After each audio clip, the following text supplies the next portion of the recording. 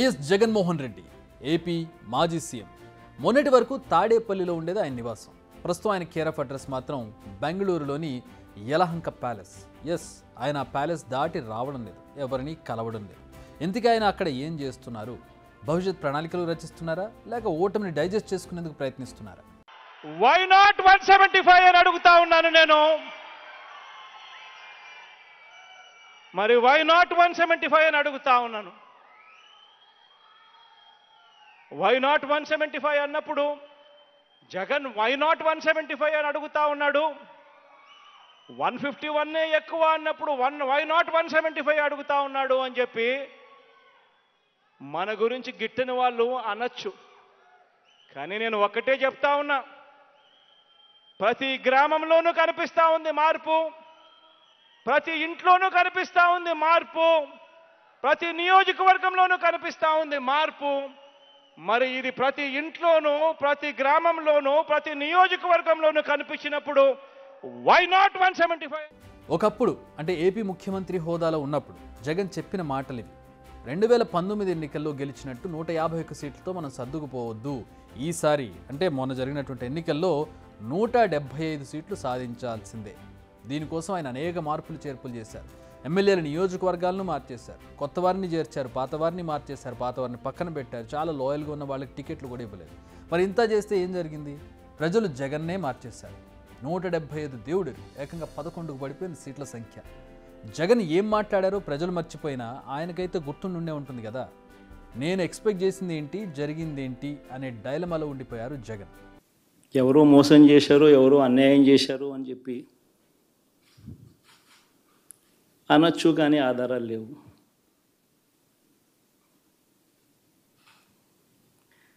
ఏం జరిగిందో దేవుడికి తెలుసు. పెద్ద నేనైతే చేయగలిగింది ఏమీ లేదు. ప్రజల తీర్పు తీసుకుంటాం, కానీ మంచి చేయడానికి మాత్రం ప్రజలకు తోడుగా ఖచ్చితంగా ఉంటాం. వాయిస్ ఆఫ్ ది వాయిస్లెస్ కింద ఈ పార్టీ తాను చేయాల్సిన పని తప్పకుండా చేస్తుంది. పేదవాడికి అండగా ఉండే కార్యక్రమంలో ఎప్పుడూ కూడా పేదవాడికి తోడుగా ఉంటూ గలం విప్పుతుంది, పేదవాడికి అండగా నిలుస్తుంది. పెద్ద పెద్ద వాళ్ళ కూటమి ఇది, ఢిల్లీలో సైతం శాసించే పరిస్థితుల్లో ఉన్న కూటమి ఇది. ఆ కూటమిలో ఉన్న బీజేపీకి, ఆ కూటమిలో ఉన్న చంద్రబాబు గారికి, ఆ కూటమిలో ఉన్న పవన్ కళ్యాణ్ గారికి, అందరికీ కూడా వాళ్ళ గొప్ప విజయానికి అభినందనలు. ఓడిపోయినా కూడా నా ప్రతి కష్టంలో కూడా తోడుగా అండగా నిలబడిన నా ప్రతి నాయకుడికి, ప్రతి కార్యకర్తకు, ప్రతి వాలంటీర్కు, ప్రతి ఇంట్లో నుంచి వచ్చిన ప్రతి స్టార్ క్యాంపెయినర్గా నాకు తోడుగా నిలబడిన నా అక్క చెల్లెమ్మలకు, అన్నదమ్ములకు, మీ అందరికీ మనస్ఫూర్తిగా మీ అందరికీ కూడా కృతజ్ఞతలు తెలియజేస్తా ఉన్నాను. ఏం జరిగిందో తెలియదు, కానీ ఏమి చేసినా, ఎంత చేసినా ఇంకా 40% ఓటు బ్యాంకు మాత్రం తగ్గించలేకపోయారు. ఖచ్చితంగా మళ్ళీ ఇక్కడి నుంచి లేస్తాం.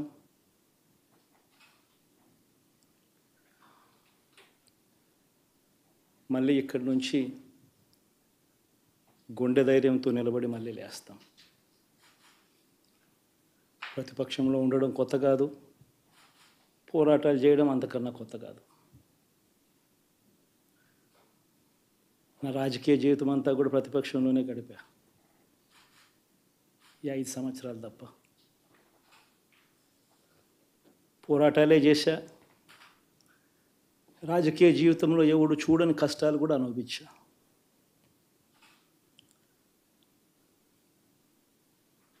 ఇప్పుడు అంతకన్నా కష్టాలు ఏదైనా పెట్టినా కూడా సిద్ధంగా ఉన్నాం, సిద్ధంగా ఎదుర్కొంటాం. ఆల్ ది వెరీ బెస్ట్ గవర్నమెంట్లోకి వచ్చిన వాళ్ళకు. Thank you.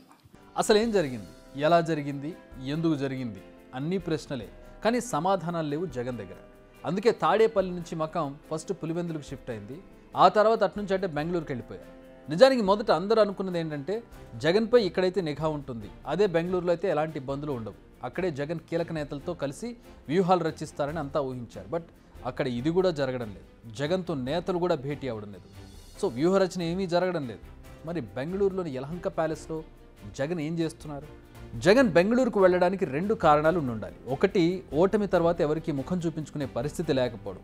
2, 5 ఏళ్ల పాటు సీఎంగా తెగ కష్టపడ్డాను కాబట్టి మనసుకు శరీరానికి కాస్త రెస్ట్ కావాలని కోరుకోవడం. ఈ 2 కారణాల్లో ఏదో ఒక కారణంతో నేను బెంగళూరుకు షిఫ్ట్ అయి ఉండాలి. బట్ రెస్ట్ కోసమే ఆయన బెంగళూరుకు వెళ్ళేలా ఛాన్స్ అయితే లేదు. ఎందుకంటే ఎన్నికలు ముగిగానే ఆయన లండన్ ఆల్రెడీ వెళ్ళొచ్చారు. కుటుంబంతో సహా కొన్ని రోజుల పాటు ఆయన వివిధ దేశాలను చుట్టూ వచ్చారు. ఎందుకంటే రిజల్ట్స్కి ఎన్నికలు జరిగిన తేదీకి దాదాపు 20-25 రోజుల సమయం ఉంది. చాలా రిలాక్సేషన్ తర్వాత ఆయన తిరిగి ఇండియాకు వచ్చారు. ఆయన మళ్ళీ రెస్ట్ తీసుకోవడం కోసమే బెంగళూరుకు వెళ్ళే పరిస్థితి అయితే ఇక్కడ కనపడడం లేదు. సో ఆయన ఓటమిని తట్టుకోలేకే బెంగళూరుకు తన కేర్ ఆఫ్ అడ్రస్ను మార్చేశారని తెలుస్తోంది. జగన్కు తాడేపల్లిలో ఒక ఇల్లు ఉంది, ఆ తర్వాత సొంతగడ్డ పులివెందుల్లో ఇంకొక ఇల్లు ఉంది. కానీ రెండింటిలో దేన్ని చూస్ చేసుకోలేదు ఆయన.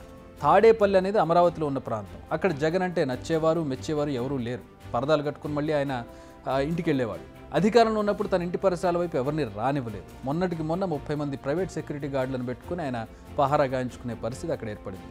అక్కడికి ఎవరు వచ్చినా ఏ నేతతో మాట్లాడినా వారి ముఖాల్లో 11 నెంబర్ కనిపిస్తుంది. అంతేకాదు ఎప్పుడు ఏ వైపు నుంచి నిరసన వ్యక్తమవుతుందో తెలియని పరిస్థితి. ఎందుకంటే అది రాజధాని, పాత రాజధాని ప్రాంతంలో ఉంది. అందుకే పులివెందుల్లో పర్యటన పెట్టుకున్నారు ఆయన. అక్కడ కూడా అదే పరిస్థితి. వైసీపీకి మంచి పట్టున్న ప్రాంతం రాయలసీమ అనే ముద్ర ఉండేది. ఈ ఎన్నికల దెబ్బకు ఆ ముద్ర కూడా చెరిగిపోయింది. పులివెందులలో తనను కలిసే నేతలు అనుచరులను చూస్తుంటే ఆయనకు ఓటమి బాధ మరింత ఎక్కువ అవుతున్నట్టుగా తెలుస్తోంది. అందుకే ఒంటరిగా ఉండేందుకు ఆయన యలహంక ప్యాలెస్కు వెళ్లారని తెలుస్తోంది.